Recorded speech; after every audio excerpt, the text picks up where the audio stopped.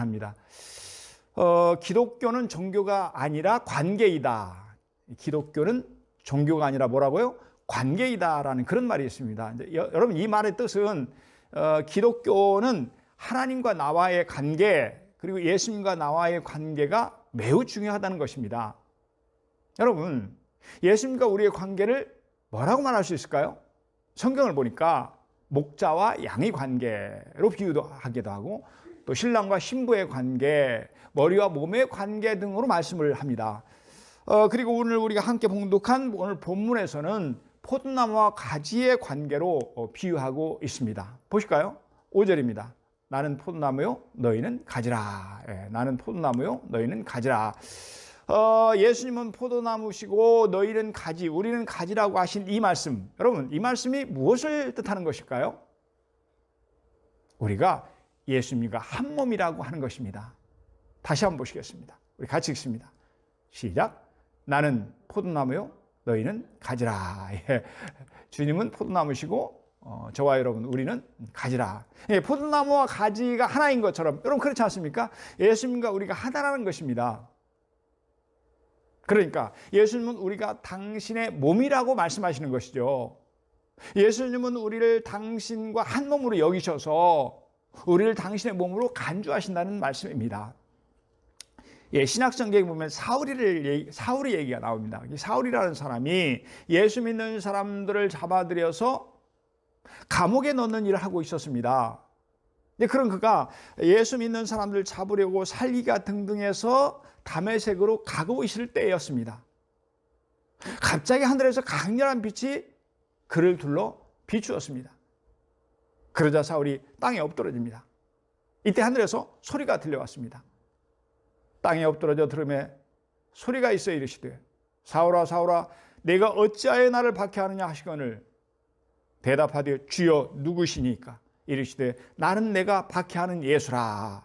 사도행전 9장 4절 5절의 말씀입니다. 다시 한번 잘 보시면요, 예수님이 사울에게 그렇게 말씀하셔요. 사울아 사울아 내가 어찌하여 나를 박해하느냐. 누구십니까? 물어봤더니 나는 내가 박해하는 예수라. 이렇게 말씀하시는 걸 볼 수 있습니다. 여러분, 사울은 예수 믿는 사람들을 박해했습니다. 그렇죠? 그런데 예수님은 내가 나를 박해했다고 그렇게 말씀하고 계십니다. 그러니까 예수님은 예수 믿는 사람들을 당신과 한 몸으로 여기시는 것입니다. 그렇습니다. 예수님은 우리와 한 몸이 되어서 하나로 느끼십니다. 한 몸으로 돌보십니다. 내가 아프면 예수님도 아파하십니다. 내가 슬프면 예수님도 같이 슬퍼하십니다. 그러니까 예수님은 나를 진정으로 위로해 주실 수가 있습니다. 또한 내가 기쁘면 예수님도 어떻게 해요? 함께 기뻐하십니다. 그래서 내 심령에 기쁨이 넘쳐날 줄 믿습니다. 아멘.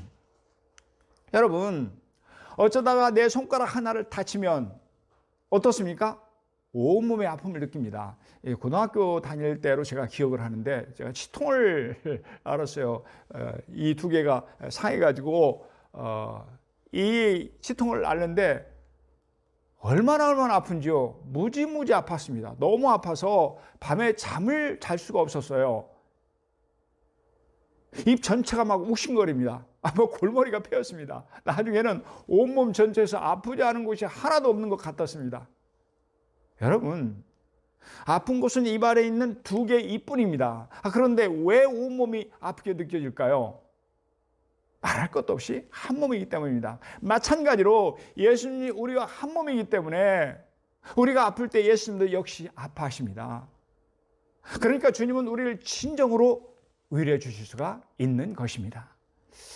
몇 해 전 서울 압구정동 윤당 아트홀이라는 곳이 있는데 거기서 1년도 넘게 계속해서 공연되었던 연극 하나가 있었습니다. 그 제목이 예수님과 함께한 저녁 식사입니다. 첫 아이를 낳는 도중에 아내가 죽음의 문턱까지 이릅니다. 아이 낳다 그렇게 할 수 있잖아요. 더군다나 첫 아이니까. 그러자 그 남편 남궁선은 극심한 고통 가운데 시달리는 아내의 모습을 보면서 깊은 아픔을 느낍니다. 그래서 그는 차라리 내가 대신 아팠으면 좋겠다라고 그 아내 앞에서 고백을 합니다. 그러자 아내가 대답합니다. 당신이 아프면 내가 더 아파. 나는 괜찮아.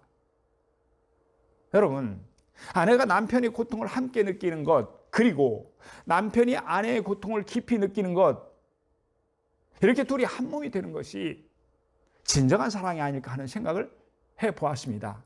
그러니까 나는 포도나무에 너희는 가지니에서 우리가 가지라고 하신 이 말씀은 예수님은 우리와 한 몸이기 때문에 첫째, 예수님은 우리의 아픔을 함께 느낀다는 그런 말씀입니다. 그는 멸시를 받아 사람들에게 버림받았으며 간고를 많이 겪었으며 질고를 아는 자라. 마치 사람들이 그에게서 얼굴을 가리는 것 같이 멸시를 당하였고, 이사야가 예수님에 대해서 이렇게 예언을 하지요. 여러분, 그러니까 예수님은 우리와 같은 아픔의 삶을 살아오셨다고 하는 것입니다. 멸시를 많이 받아서 사람들에게 버림을 당하는 삶을 사셨다고 합니다. 간고, 즉 어렵고 고통스러운 삶을 살아서 그런 삶을 살아오셨다고 합니다. 질병의 고통을 아신다고 하십니다. 그런 고통의 삶을 살아오셨기에 포도나무와 가지같이 우리의 고통을 한 몸으로 느끼신다는 그런 말씀입니다. 그러니까 그래서 우리의 연약함을 아시고 우리를 불쌍히 여긴다는 말씀이십니다. 우리 천천히 함께 읽겠습니다. 시작. 우리에게 있는 대제사장은 우리의 연약함을 체휼하지 않은 자가 아니요 모든 일에 우리와 한결같이 시험을 받은 자로되. 히브리서 4장 15절 개역 한글, 우리가 전에 봤던 그 성경에서 번역한 것입니다. 지금은 잘 사용하지 않는 이 체휼이라는 단어, 이 단어의 의미는 몸으로 겪어 공감하다, 함께 체험하여 불쌍히 여기다, 이런 뜻입니다. 사랑하는 여러분, 우리 예수님은 하나님의 아들 하나님이셨습니다. 그럼에도 불구하고 하늘의 영광 보좌를 다 내려놓으시고 우리가 똑같은 육신의 몸을 입고 이 땅에 오셨습니다. 그리고 유년 시절부터 십자가에 죽기까지 인간의 모든 희로애락을 겪으셨습니다. 아니, 우리하고는 비교할 수 없는 아픔과 고통을 다 경험하셨습니다. 인생의 모든 것을 친히 체휼하셨습니다. 그래서 우리의 어려움을 너무너무 잘 아신다는 것입니다. 겪어봤으니까요. 겪으셨으니까요. 이 부모님들은 자녀가 아플 때 어떻게 합니까? 그 고통을 같이 느끼고 차라리 대신 아팠으면 좋겠다고 생각을 합니다. 여러분, 그렇지 않습니까? 아직도 제 마음에 커다란 아픔 하나가 있습니다. 지금은 하늘나라에 살고 있는 우리 아이 이야기입니다. 그 병명이 신경초종계통의 뇌종양이었습니다. 그러니까 악성종양이 말초신경까지 퍼진 것입니다. 그러니요, 여러분, 그 고통이 이루 헤아릴 수 없었을 것입니다. 아들은 그 고통을 견디다 못해서 머리를 자꾸만 벽에 들이받았습니다. 그 모습을 옆에서 바라보는 제 마음은 갈기갈기 찢어지듯 아팠습니다. 그러다가 이런 생각이 들더라고요. 저 아이 대신에 차라리 내가 아팠으면 얼마나 좋을까. 사랑하는 여러분, 예수님이 우리와 한 몸이라고 하는 것은 우리의 고통을, 우리의 아픔을, 우리의 슬픔을 함께 느끼신다는 의미입니다. 또한 고통과 아픔과 슬픔 가운데 우리와 함께 하신다는 말씀입니다. 그래서 진정으로 우리 마음속 깊이 위로해 주시는 것입니다. 여러분, 아멘입니까? 뿐만 아니라 예수님과 우리가 한 몸이라고 하는 것은 슬픔뿐만 아니라 기쁨으로도 하나가 된다는 것을 말합니다. 포도나무는 가지에 고통이 있으면 같이 그 고통을 느끼지만 반대로 좋은 일이 생기면 어떻습니까? 함께 그 고통, 그 기쁨을 느끼는 것입니다. 우리 요한복음 15장 11절입니다. 우리 천천히 읽습니다. 시작. 내 기쁨이 너희 안에 있어 너희 기쁨을 충만하게 하려 함이라. 주님의 기쁨이 우리 안에 있어서 우리의 기쁨을 충만하게 하려 하심이라. 이렇게 말씀하시죠. 포도나무 되시는 예수님이 가지가 되는 우리에게 하시는 말씀입니다. 포도나무인 예수님의 기쁨을 가진 우리에게 공급해 주신다고 하십니다. 그래서 우리에게 예수님의 기쁨으로 충만하게 채우신다는 말씀입니다. 여러분, 현대 사회는 물론 여러 가지 특징이 있지만 이런 특징이 있어요. 물질은 풍부한데 기쁨이 고갈된 사회. 이게 바로 현대 사회입니다. 우울증이 온 나라를 덮고 있습니다. 지금 코로나 시대에는 뭐 말할 것도 없죠. 아주 심각합니다. 여러분 얘기 들으셨죠? 미국 정신학 보고서에 의하면 우울증은 이 평생 발병률이 남성에게는 5에서 12%, 여성에게는 10에서 25%로 나타나는 현대사회에서 매우 흔한 정신장애라고 합니다. 또한 우리나라의 이 서울대 역학조사에서 발표한 것을 보니까 이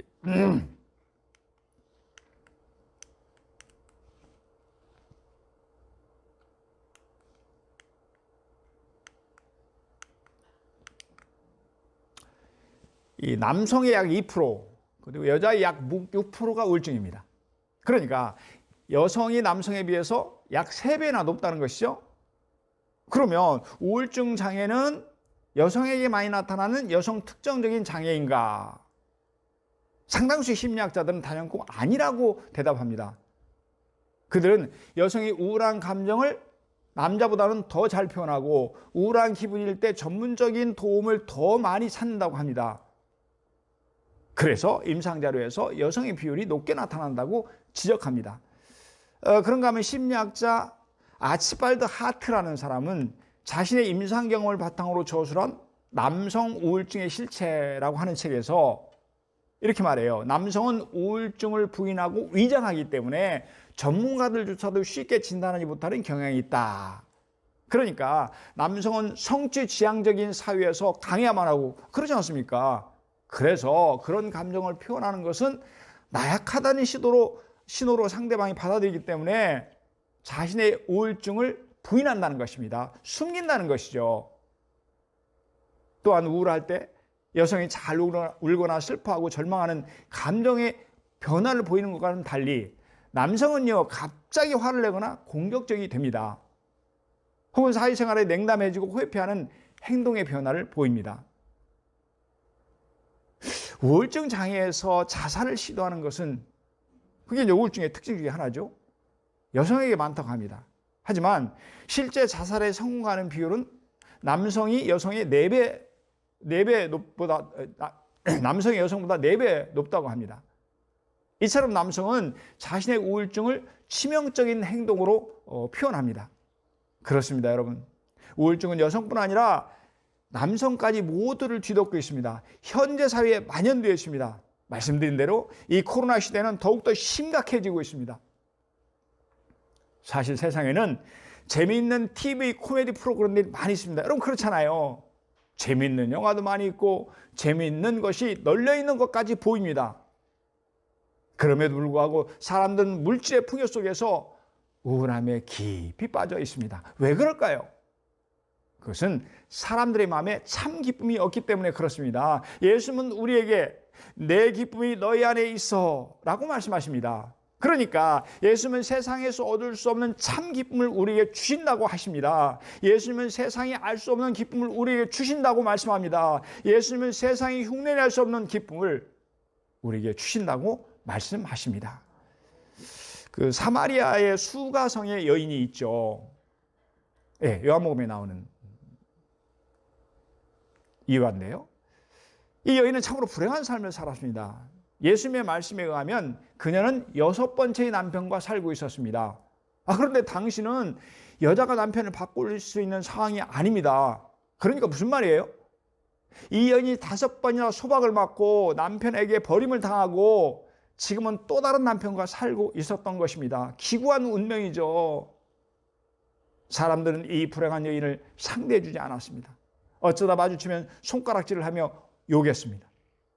그러니까 여러분 집에 물이 떨어져서 물을 길어야 합니다. 그런데 나가면 사람들과 마주칠까 봐서 나가지 못하는 것이죠. 오죽했으면 아무도 물 길러 나오지 않은 정오 때 한참 뜨거운 때야 우물가에 나왔을까요? 그러던 여인이 우물가에서 예수님을 만나 대화를 나누다가 예수님의 말로 이스라엘이 지금까지 그토록 기다린 메시아임을 확인하고는 기쁨이 넘쳤습니다. 얼마나 기뻤으면 그녀는 물동이를 버려두고 동네로 들어갑니다. 그리고 그녀가 그렇게 꺼려하던 사람들에게 예수님을 소개합니다. 여러분, 사람들에게 왕따를 당하며 비참하게 살아가던 이 여인에게 무슨 낙이 있었겠어요? 여러분, 그렇지 않습니까? 그런데 예수님은 그녀에게 하늘의 기쁨을 주셨습니다. 신령한 기쁨을 안겨주셨습니다. 영원한 기쁨을 선물하셨습니다. 여러분, 아멘입니까? 기쁨을 너에게 주노라. 세상이 줄 수 없는, 세상에 알 수도 없는 기쁨, 기쁨, 기쁨, 기쁨을 너에게 주노라. 우리 함께 하겠습니다. 기쁨을 너에게 주노라. 세상에 줄 수 없는, 세상에 알 수도 없는 기쁨, 기쁨, 기쁨, 기쁨을 너에게 주노라.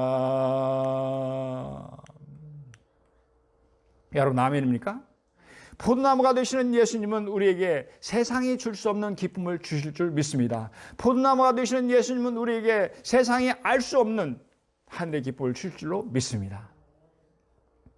여러분, 부모는요, 자녀가 기쁜 일이 생기면 어떻습니까? 자신의 일보다도 더 큰 기쁨을 느낍니다. 코미디언 이경규 씨 부친이 뇌졸중으로 병상 생활을 했다고 합니다. 이때 그의 아버지는 그 병상에서 항상 아들의 TV 프로그램을 보면서 그렇게 기뻐하더라는 거예요. 그분은 정말, 그 이경규 씨는 정말 아버지가 살아계신 것만으로도 너무 감사했다고 그런 고백을 합니다. 그의 아버지는 자신이 상을 받거나 잘 되면 누구보다도 가장 기뻐하신다는 것입니다. 그렇습니다. 부모님이 돌아가시고 안 계실 때 느끼는 가장 큰 슬픔이 뭡니까? 우리에게 좋은 일이 생겼을 때 부모님만큼 함께 기뻐해 줄 사람이 없다는 것입니다. 부모님처럼 기쁨을 함께 나눌 사람이 없다는 것입니다. 사랑하는 여러분, 예수님은 포도나무, 우리는 그의 가지라 했습니다. 그것은 예수님이 우리와 하나이기에 기쁨과 슬픔과 아픔과 눈물을 함께 하신다는 것입니다. 그래서 우리는 주님이 주시는 위로와 기쁨이 충만한 삶을 살게 되는 것입니다. 요한 3서 2절입니다. 우리 함께 읽습니다. 내 영혼이 잘된 같이 내가 범사에 잘되고 강건하기를 내가 간구하노라. 아멘. 그렇습니다. 예수님은 우리의 영혼이 잘되고 범사가 잘되며 강건할 때 우리와 함께 기뻐하시며 또 기뻐하실 줄로 믿습니다. 아멘. 자, 우리 피아노 반주에 맞춰서 너희 하나님 여호와가 우리를 사랑하심으로 우리를 그렇게 기뻐하시는 하나님, 한 몸이 되어서 우리에게 그 기쁨을 주시는 하나님을 참 뜨겁게 찬양하겠습니다.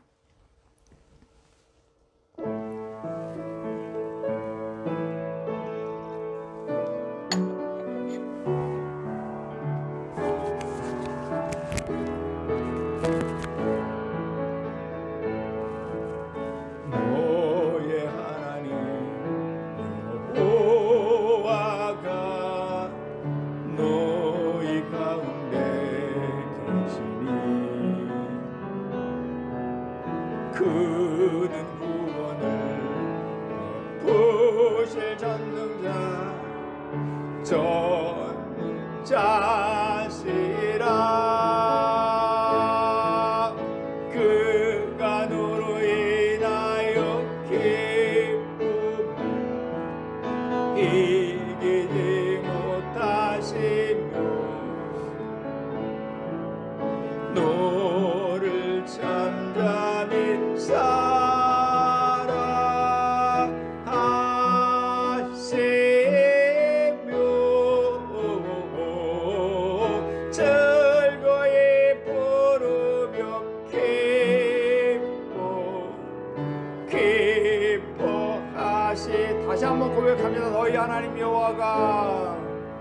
너의 하나님 여호와가 너희 가운데 계시. 아멘. 그는 구원을 보실 전능자 전자시라. 그가 너로 인하여 기쁨을 이기지 못하시며. 아멘. 너를 잠잠히 사랑하시며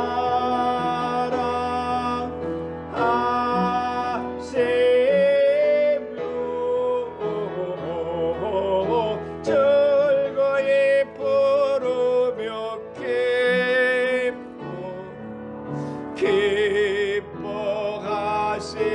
기뻐하시리라.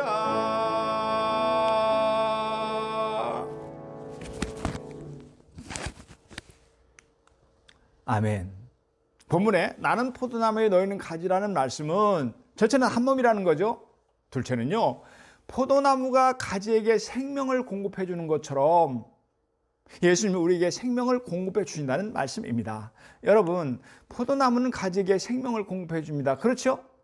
나무는 가지에게 물도 주고 양분도 주고 필요한 모든 것을 공급합니다. 자기가 먹는 게 아닙니다. 가지에게 보내줍니다. 가끔 이 동물의 세계를 이렇게 보면 짐승이 자기 새끼에게 먹이를 주는 모습이 참 감동적입니다. 아프리카의 보석이라고 불리는 모란 앵무새가 있습니다.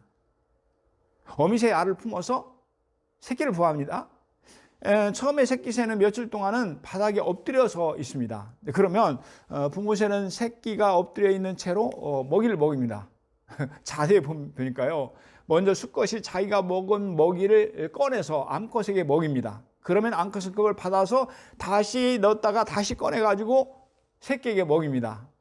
우리 사람으로 말하면 옛날에는 그랬잖아요. 밥알을 잘근잘근 씹어가지고 이렇게 묽게 해가지고 자녀에게 줬잖아요. 뭐 그때는 뭐 우유도 없고 그럴 때였었으니까 이렇게 그러다 새끼새가 어느 정도 자라면 수컷은 암컷을 거치지 않고 직접 새끼새에게 먹입니다.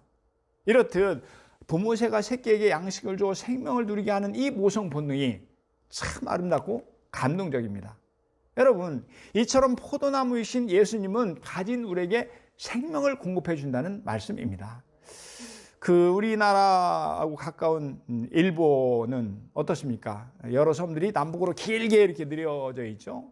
그래서 기상 변동이 대단히 심합니다. 한 번은 일본 요미우리 신문에 이런 기사가 났습니다. 이 당시 일본 홋카이도에서 강풍과 폭설로 사고가 잇따르고 있었습니다. 그런 때예요. 그날 오전에 홋카이도 유베스즈의 이 도로변에 위치한 한 농가의 창고 밖에서 53살의 어부인 오카다 미오 씨가 눈에 파묻혀서 동사한 채로 발견됩니다. 그런데 죽은 오카다 씨의 품속에는 9살 된 딸이 있었습니다.